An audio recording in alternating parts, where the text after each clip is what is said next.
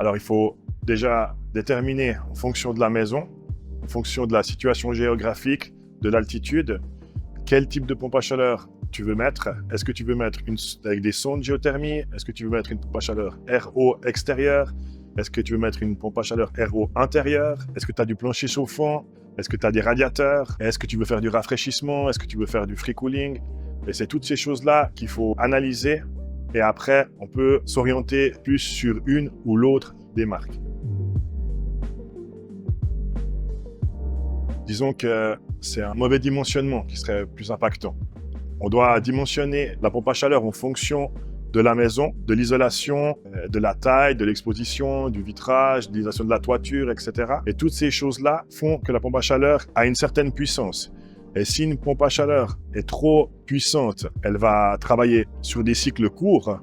Et si la pompe à chaleur est pas assez puissante, elle va travailler tout le temps et elle n'arrivera jamais à atteindre la température qu'on lui demande.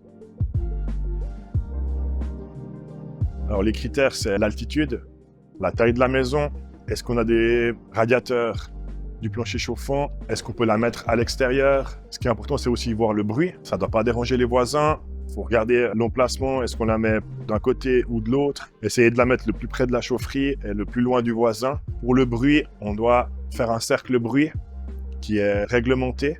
On ne doit pas dépasser une certaine décibel, sinon vous n'avez pas l'autorisation de construire si vous ne respectez pas ces normes.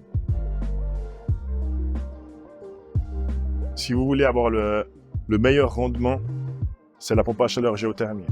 Avec les sondes, avec la pompe à chaleur qui est à l'intérieur, son module extérieur, on peut faire du free cooling l'été, c'est-à-dire faire fonctionner juste le circulateur qui va prendre la fraîcheur dans la terre pour la rendre dans la maison.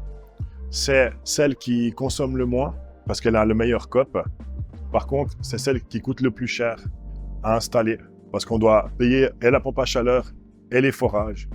Maintenant, avec les aides qu'on a en 2024-2025, pour ce type de pompe à chaleur, il y a une différence d'environ 5 000 francs par rapport à une RO. Donc, ça, c'est en fonction de chacun, de qu'est-ce qu'on veut avoir pour sa maison. Mais nous, on fait les deux et une RO fonctionne très bien aussi. Alors, pour avoir le meilleur COP, on prend une sonde géothermie. La sonde géothermie, c'est une sonde qu'on fait un trou dans la terre entre 80 et 300 mètres.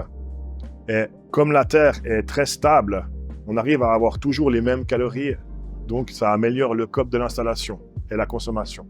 Tandis que dans l'air, quand il fait moins 10, moins 15, moins 20, les pompes à chaleur fonctionnent, mais le COP diminue. Pour une pompe à chaleur RO, en fonction de la taille de la maison, est-ce qu'on a du mazout, du gaz, c'est entre 35 et 45 000 francs. La pompe à chaleur géothermie, on rajoute le prix du forage entre 15 et 20 000 francs en fonction de la terre, de la situation, de la puissance, etc. Ça, c'est des prix pour une maison standard de 150 à 200 mètres carrés, relativement bien isolée. Et en résumé, pour choisir sa pompe à chaleur, il faut déterminer est-ce qu'on veut une géothermie, une RO. En fonction de ça, on détermine quelle puissance on veut en fonction de l'habitation, de l'isolation, etc. Et important de choisir aussi, est-ce qu'on a du plancher chauffant, des radiateurs, est-ce qu'on a plusieurs zones de chauffage?